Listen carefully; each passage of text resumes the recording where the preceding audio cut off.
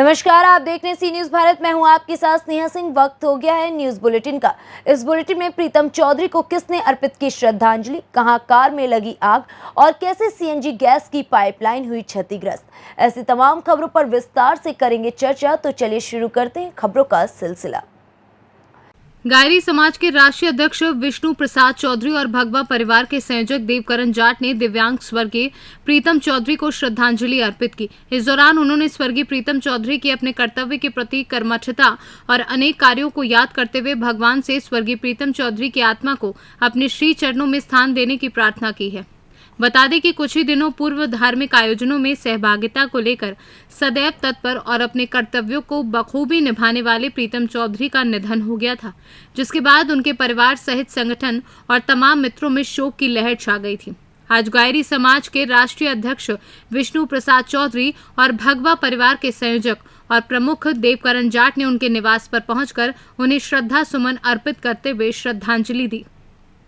साथ ही भगवा परिवार ने स्वर्गीय प्रीतम चौधरी के परिवार और उनकी बहन सोनू चौधरी, जो कि दिव्यांग हैं, उनके भरण पोषण सहित पढ़ाई लिखाई के खर्च की आजीवन पूर्ण रूप से सहयोग देने का संकल्प लिया है।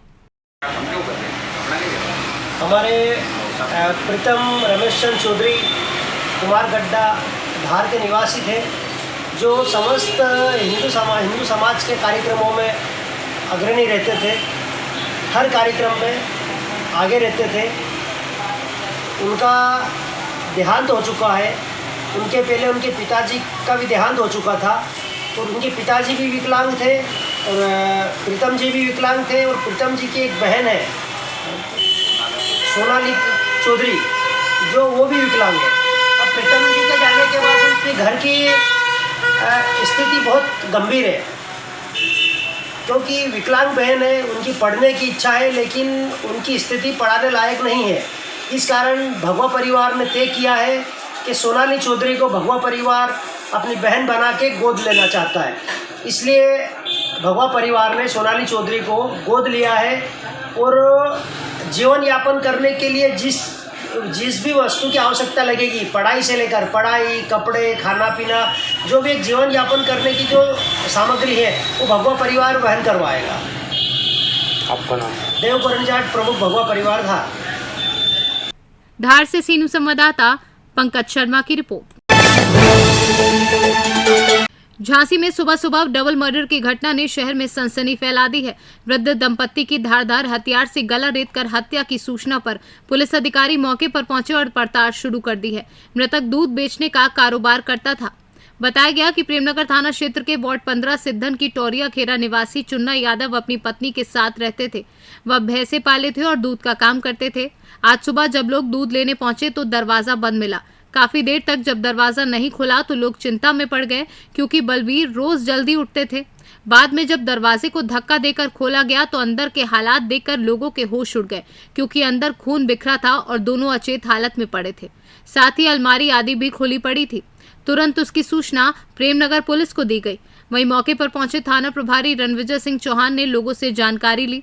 मामले की गंभीरता को देखते हुए डीआईजी जोगेंद्र सिंह, वरिष्ठ पुलिस अधीक्षक शिवहरी मीना, सीओ सदर AK 84 भी तत्काल मौके पर पहुंच गए। जरूरत पड़ने का डॉग स्क्वाड को भी बुलाया गया। पुलिस घटना के कारणों का पता लगाने में जुट गई है। वहीं दोनों का पंचनामा भरकर पोस्टमार्टम के लिए भिजवा दिया गया है। प्रेमनगर थाना क्षेत्र में एक दंपत्ति की घर में बॉडी मिली, क्या पूरा मामला, क्या जानकारी सामने आई? प्रेमनगर थाना क्षेत्र में एक दंपत्ति की हत्या हुई है, जिसमें दोनों को धारदार हथियार से मारा गया है। पुलिस ने फॉरेंसिक टीम, डॉग स्क्वाड के साथ साथ अन्य जो तथ्य हैं उसकी जांच पड़ताल कर रही है। कोई बहुत महत्वपूर्ण क्लू अभी हमारे हाथ लगा है। जो घटनास्थल है उससे वो क्लू प्राप्त हुआ है, तो निश्चित ही जो घटना है उसका शीघ्र अनावरण झांसी पुलिस करेगी। सर, हत्या कैसे की गई, क्या लूटपाट भी हुई? अभी ये कहना मुश्किल है थोड़ा सा कि वास्तविकता क्या है क्या नहीं है, लेकिन धारदार हथियार से दोनों पति पत्नी को मारा गया है और वो बिस्तर पर सोते हुए ही मारे गए हैं। तो बहुत सारे तथ्य ऐसे हैं जिनको अभी जांचना पड़तालना है, तो पुलिस इस संदर्भ में अभी जांच कर रही है। पुलिस को सूचना कैसे मिली? पुलिस को सूचना पड़ोसियों के द्वारा दी गई है। इनके बच्चे नहीं हैं, ये दोनों दूध का काम करते हैं, तो पुलिस सारे तथ्य को अभी जान रही है। झांसी से सीनू संवाददाता अतुल वर्मा की रिपोर्ट। मेरठ परीक्षितगढ़ किठौर मार्ग पर ग्राम गाबड़ा के सामने एक स्विफ्ट कार में अचानक आग लग गई, जहां ड्राइवर ने कूदकर अपनी जान बचाई। मोदी नगर निवासी विवेक जो अपने मामा के यहां ग्राम अतुलपुर जा रहा था, अचानक गाड़ी में आग लग गई। वहीं विवेक ने कूदकर अपनी जान बचाई, लेकिन सूचना के बाद भी पुलिस मौके पर नहीं पहुंची। मेरठ से सीनू संवाददाता मुमताज अली की रिपोर्ट। तहसील पाली अंतर्गत ग्राम झरावटा से नया गांव के बीच में का संपर्क मार्ग की हालत दयनीय है। ये 4 किलोमीटर का मार्ग गड्ढों में तब्दील है। ये मार्ग है जिस पर दर्जनों गांव के लोग नेशनल हाईवे पर पहुंचते हैं। आए दिन सवारियां गाड़ियों के पार्ट्स टूटते रहते हैं। लोगों को इस मार्ग पर चलने पर भारी कठिनाइयों का सामना करना पड़ता है और प्रतिनिधि इस ओर ध्यान नहीं दे रहे। पाली से सीनू संवाददाता महेंद्र की रिपोर्ट। प्रयागराज जिले में स्टेनली रोड में सीएनजी गैस की पाइपलाइन क्षतिग्रस्त हो गई है, जिससे रिसाव शुरू हो गया है। आनन फानन में पुलिस ने क्षेत्र का यातायात रोक दिया है, जिसके बाद कंपनी के इंजीनियरों को पाइपलाइन क्षतिग्रस्त होने की सूचना दी गई। प्रयागराज से सीनू संवाददाता मंगला प्रसाद पटेल की रिपोर्ट। फिलहाल इस न्यूज बुलेटिन में बस इतना ही। देश विदेश की ऐसी तमाम खबरों को देखने के लिए बने रहें सी न्यूज भारत के साथ। हर खबर आपके साथ, आपके हाथ।